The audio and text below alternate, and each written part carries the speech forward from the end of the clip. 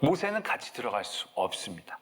광야에서 그냥 지내던 시기와는 이제 다른 상황과 환경들을 그들은 직면하게 됩니다. 그곳은 다른 민족들이 이미 살고 있는, 그래서 어차피 전쟁을 피할 수 없고 그들과 싸워야 되고 그들과 여러 가지의 갈등을 해결해야 하는 새로운 국면을 맞이한다는 것이죠.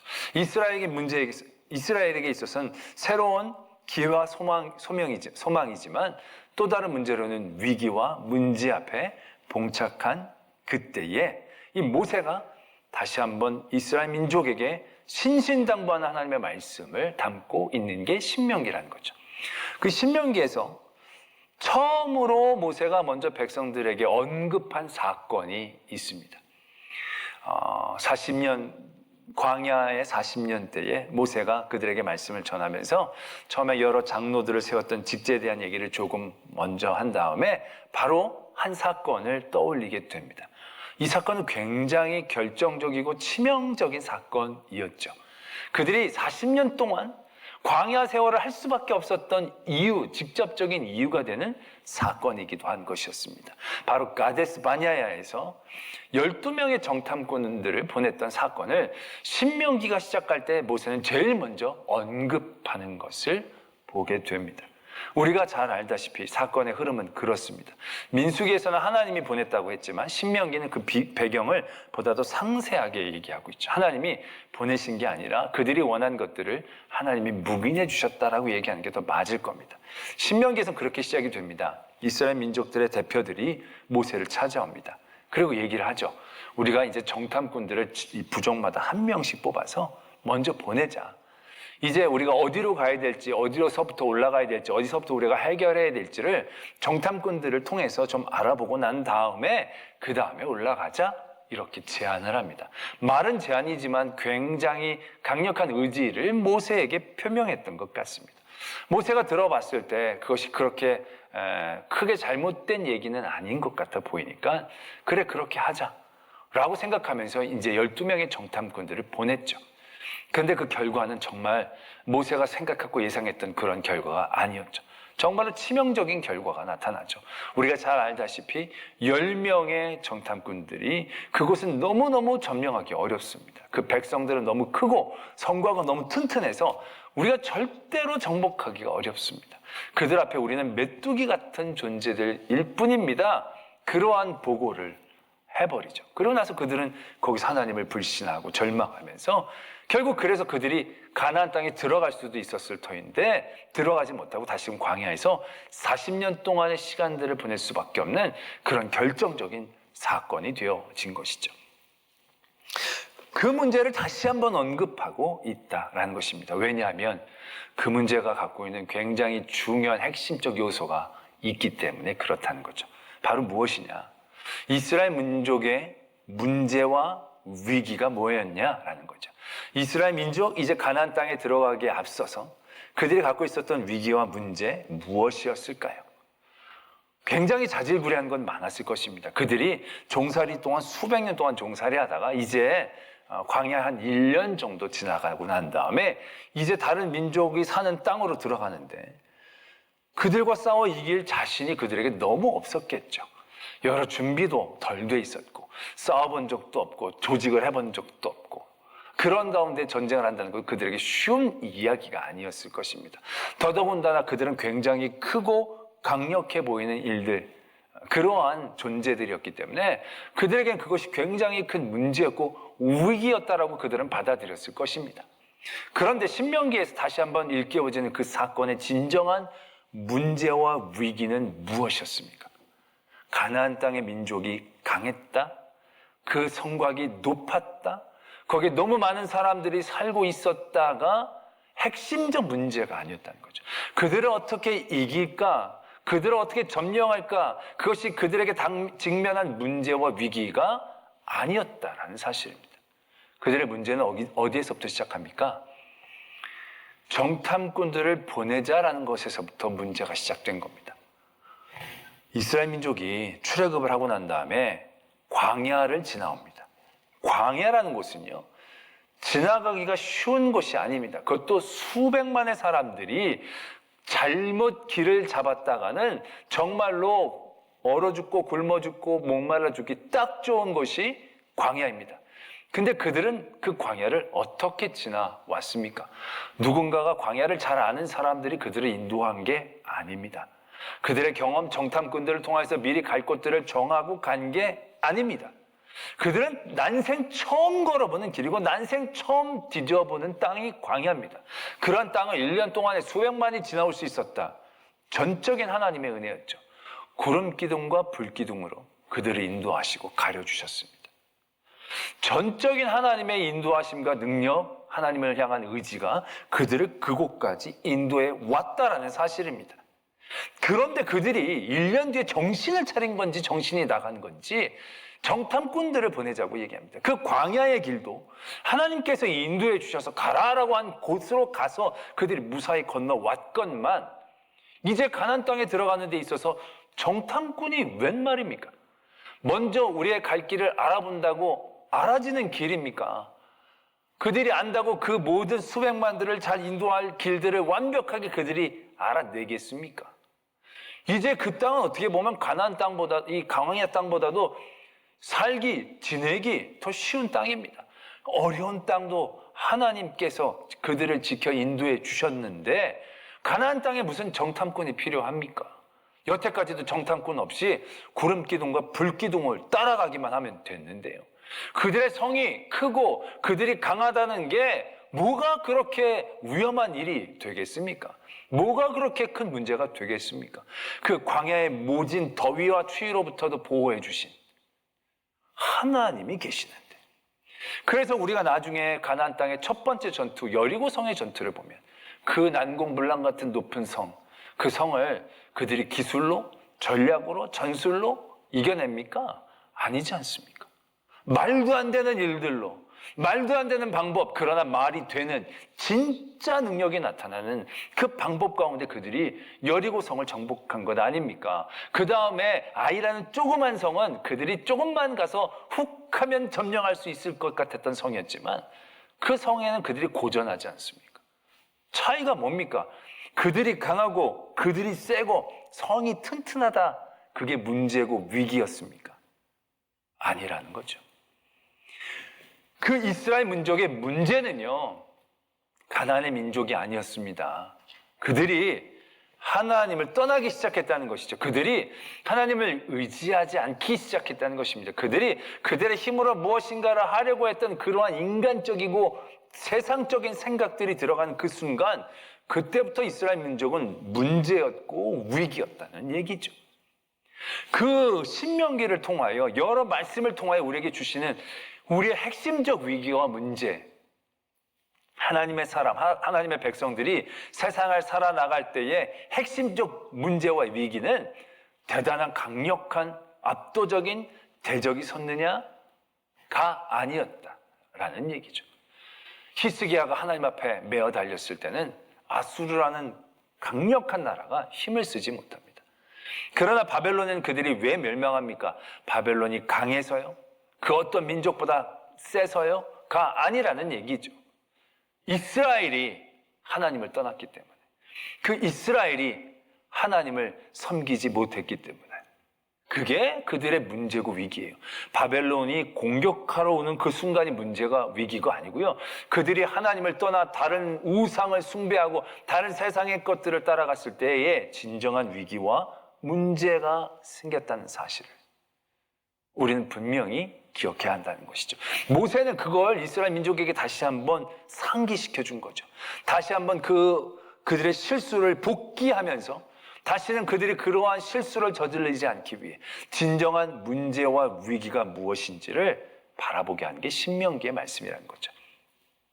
오늘 우리가 교회의 위기, 교회의 문제의 시기를 살고 있다고 생각합니다.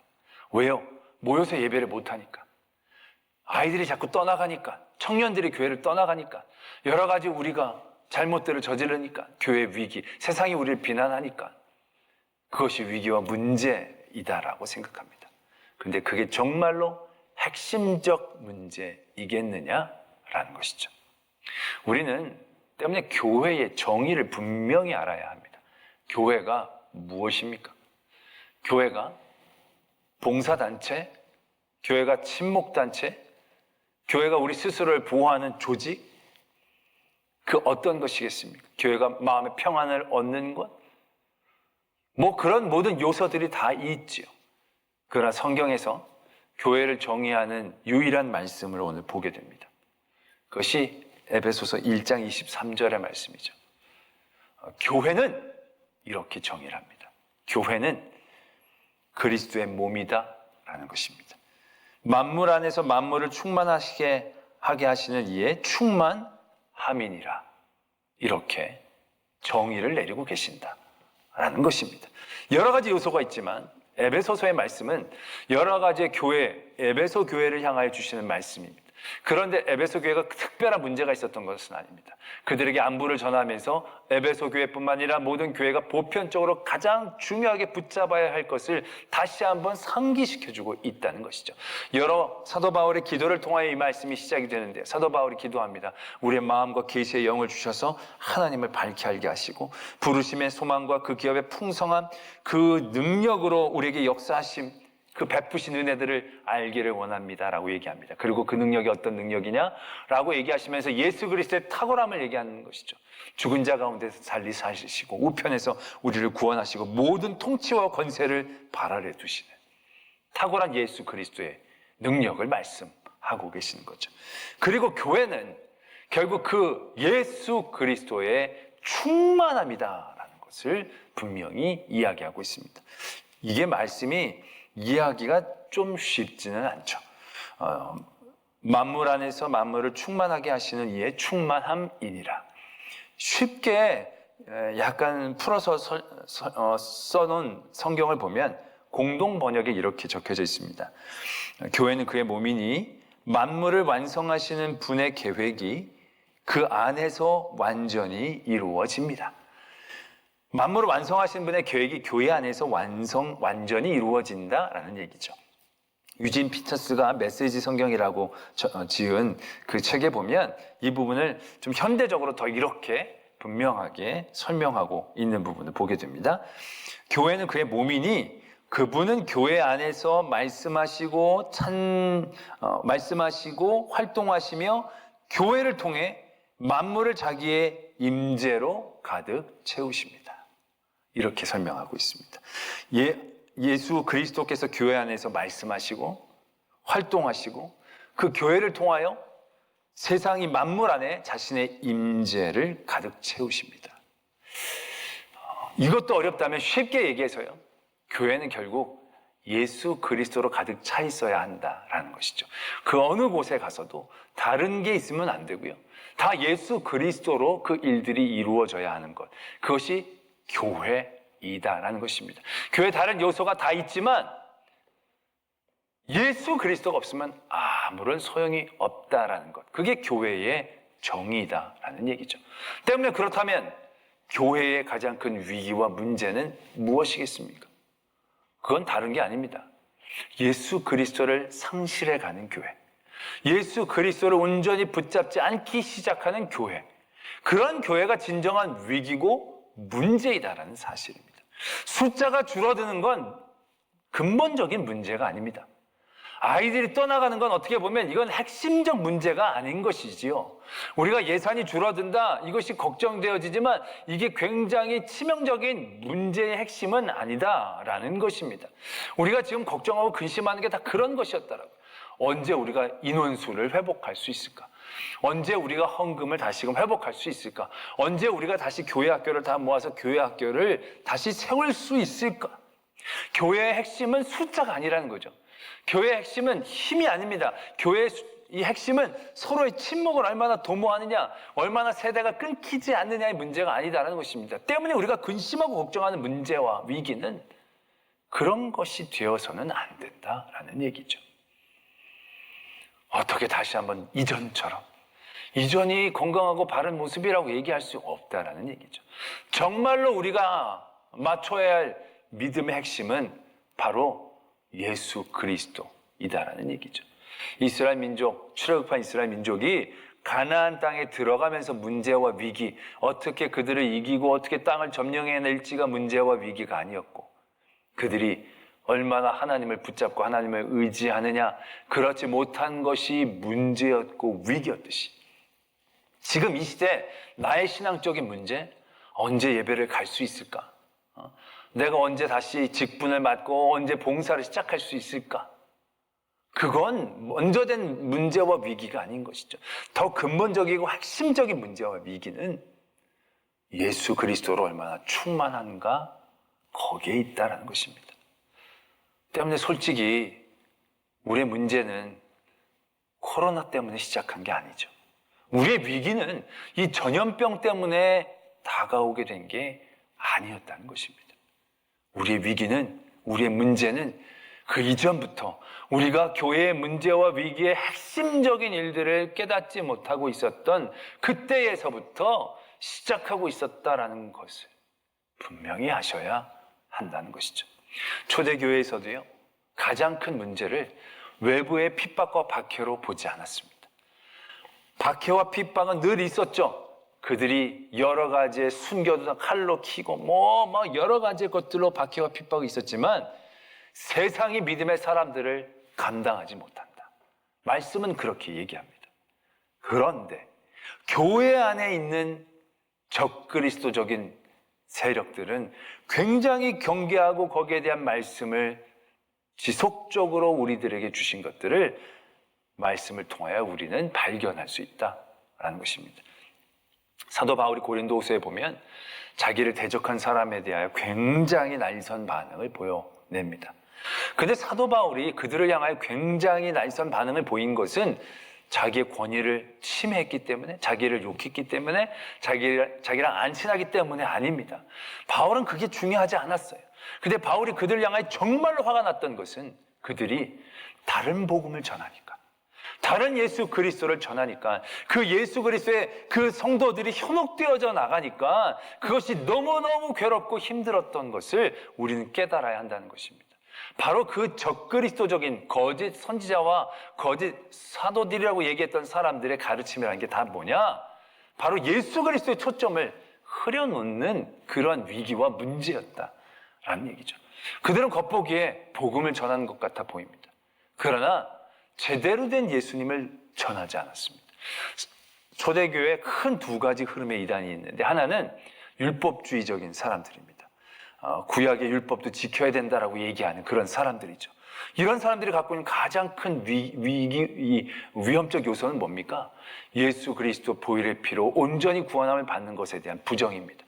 내가 뭘 해야 되고 내가 뭘 쌓아야 내가 구원의 증거를 얻는 것처럼 내 몫을 만들어내는 그런 굉장히 위험한 요소들을 만들어낸 거죠. 또 하나 큰 이단의 무리는 뭐냐면 영지주의적인 이단입니다. 여러 마르시온이나 그런 것들이 다 여기에 어떤 아류적으로 나타난 건데요. 이건 영지주의가 중요한 게 아니라 딱 이겁니다. 한마디로 얘기해서 더 편하게 믿자. 좋은 것만 골라 믿자. 내게 유리한 것만 믿자. 이건 딱 이 마음의 본성과 욕심에서부터 시작되어진 것이죠. 영과 육을 분리시켜서 힘들고 어렵고 고난 이런 건 다 때려치고 마음껏 막 육체는 막 살아도 되고 그냥 영만 편하게 난 잘 믿는다라고 생각하면 되는 것처럼 믿게 하는 많은 성도들이 그런 믿음 가운데 현혹되어지는 거죠. 왜? 그것이 되게 쉬워 보이고 좋아 보이니까. 하나님을 안 믿는 것도 아닌 것 같지만 자기가 더 편하고 좋은 쪽의 믿음을 가져낼 수 있는 자신의 마음의 정욕들을 위로하는 그런 요소들이 그 안에 막 있으니까 성도들이 그러한 얘기에 휩쓸리는 것을 보게 되어진다는 것이죠. 그러나 진정한 예수 그리스도의 충만함이란 무엇입니까? 예수 그리스도의 능력도 있죠. 예수 그리스도의 권세도 있습니다. 그런데 정말로 중요한 예수 그리스도의 탁월함은 그가 이 땅에 오시고 낮고 천한 그 말구 위에 나시고 그래서 우리를 위해 고난 당하시고 죽임 당하시고 죄를 대속해 주시고 부활하시고 결국 그런 모든 과정들에 대한 요소들이 다 있어야 그것이 온전한 예수 그리스도에 대한 믿음 아니겠느냐라는 것이죠. 근데 그런 거 빼고 다 좋은 것만 쏙 빼서 믿고 있다는 것이죠. 우리는 우리들의 문제와 위기를 다시 한번 심각하게 봐야 됩니다. 만물을 충만하게 하시는 이들의 충만함이 교회인데 그 예수 그리스도로 나는 얼마나 충만한가. 교회에 와서 예배는 많이 드리지만 찬양하지만 기도하지만 정말로 예수로 충만한 중심을 우리가 갖고 있느냐. 우리가 성탄절을 생각해 보면 그렇습니다. 성탄절 다 기쁘고 즐거워합니다. 그러나 과연 성탄절에 얼마나 말구에 낮고 천한 그곳에 불편한 인간의 몸을 입고 오신 예수 그리스도의 그 마음과 중심에 대하여 우리가 얼마나 마음을 쏟고 있느냐는 거죠. 어느새 예수님보다 산타클로스가, 루돌프 사슴이, 여러 선물들이, 반짝반짝 반짝이는 추리들이, 그래서 이제는 메리 크리스마스가 아니라 해피 헐러데이까지로 넘어가는, 성탄절이라고 시작했는데 예수 그리스도는 사라지고 다른 것들만 남아 즐거워하고 기뻐하는 성탄절. 그것이 어떻게 보면 지금 우리가 갖고 있는 위기와 문제의 분명한 단면이다라는 것을 우리는 발견하게 되어진다는 것이죠. 바로 그겁니다. 우리의 위기는, 나의 위기, 교회의 위기는 얼마나 예수 그리스도로 충만한가, 나의 모든 것에 예수 그리스도를 생각하고 따라가려는 도전들이 있는가. 우리가 보면 목사님 말씀에 순종하라고만 얘기합니다. 근데 목사님의 말씀에 순종하는 건 왜 순종이 필요하느냐? 예수 그리스도를 바라보게 하니까, 예수 그리스도를 따라가게 하니까, 그럴 때 그 말씀을 순종하고 가는 건데, 다들 그 말씀을 통해 예수 그리스도에게까지 가는 것들을 귀찮아해요, 번거로워해요. 그러면서 그냥 목사님의 말씀만 순종하면 된다고. 좋은 목사님 만나면 문제가 안 되지만 사람이 다 어떻게 선하고 착하겠습니까? 그러다 보니까 얼마나 많은 무지와 악함들이 생겨나게 되는 것이겠습니까? 교회 모든 것들이 찬양이 내 마음 편하려고 드리는 게 아니지 않습니까? 예수 그리스도를 기뻐하고 예수 그리스도에게 영광을 돌리기 위해 드리는 건데, 교회에 오면 마음이 편해요. 교회에 오면 사람들이 나를 따뜻하게 대해줘요. 그거 교회 아닙니다. 친목단체들 다 잘합니다. 이단 가면 입에 혀처럼 더 잘해줄 겁니다. 교회 오면 기도도 합니다. 절에 가도 기도하는 사람 많습니다. 돕고 섬깁니다. 자선단체들 잘하는 데 많습니다. 그러나 거기를 교회라고 얘기하지는 않지 않습니까? 그들과 우리의 차이점, 우리가 그들과 다른 탁월함이 어디에 있느냐? 예수 그리스도로 그것이 되어진다는 것이죠. 우리의 기도가 예수 그리스도를 향하여, 우리의 나눔과 섬김이 그리스도의 사랑 때문에, 우리가 여기에서 와서 마음이 왜 평하냐? 찬양이 좋고 사람들의 표정이 좋아서가 아니라 그리스도의 사랑에 대한 분명한 만남과 깨달음, 그것이 있기 때문에 교회가 교회되어지는 것 아니겠습니까? 그런데 평안함은 있습니다. 기도는 있고 찬양도 있고 나눔도 있고 사랑도 있고 교제도 있고, 예수 그리스도가 상실된 것. 교회 성도들끼리 모여서 형, 오빠, 언니, 누나 막 이러면서 막 친하면서 노는 거예요. 그러면서 좋은 거 맛있는 거 먹고 좋은 데 같이 놀러 다니면서 기도 한번 시작하지만 그 안에 예수님이 없을 때가 얼마나 많습니까? 다 인간적인 욕심들, 생각들, 쾌락들로만 채워졌고 예수 그리스도로 한번 포장하고 시작만 했을 뿐, 정말로 거기서 예수 그리스도로 충만한 일들이 이루어지고 있느냐는 것이죠. 교회를 통해 만물의 자신의 임재로 가득 채우시는 역사가 일어나질 않고 있지 않느냐는 거죠. 할렐루야. 때문에 우리가 이러한 시기 가운데에서 문제와 위기가 무엇인지 정확하게 아셔야 돼요. 사람이 덜어오는 게, 우리가 뭘 못하는 게 문제와 위기가 아니에요. 문제와 위기는 이미 전염병 이전부터 시작이 된 거예요. 내 안에 예수 그리스도로 충만하지 않고, 내 삶이, 내가 세상을 나갔던 모든 삶에 예수 그리스도의 향기가 나지 않았다. 그런 모든 시간들이 위기와 문제의 시작이다라는 얘기죠. 때문에 어떻게 이 위기와 문제를 이겨나가느냐? 그건 더 쉽죠. 예수 그리스도, 우리를 위해 이 땅에 오시고 고난당하시고 죽으셨던, 나의 죄 때문에 그 모진 고통들을 감내하셨던 그 예수 그리스도를 바라보는 겁니다. 또 그분을 다시금 살리시고 만물을 그 발 아래 두시고 통치자로 세워주신 하나님의 권세를 의지하는 것입니다. 구름기둥과 불기둥으로 광야를 인도하신 하나님, 그 하나님이 가나안 땅도 인도하신 하나님이신데 그걸 의지하지 못했던 그들의 어리석은 그 일들을 우리가 되풀이하지 않기를 바랍니다. 그래서 그리스도로 충만한, 그리고 그리스도로 집중하는, 그 세상의 여러 상황과 환경 가운데 흔들리지 않고 그리스도께서 하시는 일들을 기대하며 그분을 향하여 나아가는 그러한 성도들, 그러한 교회 되어지기를 소망합니다. 말씀을 생각하며 함께 기도하겠습니다.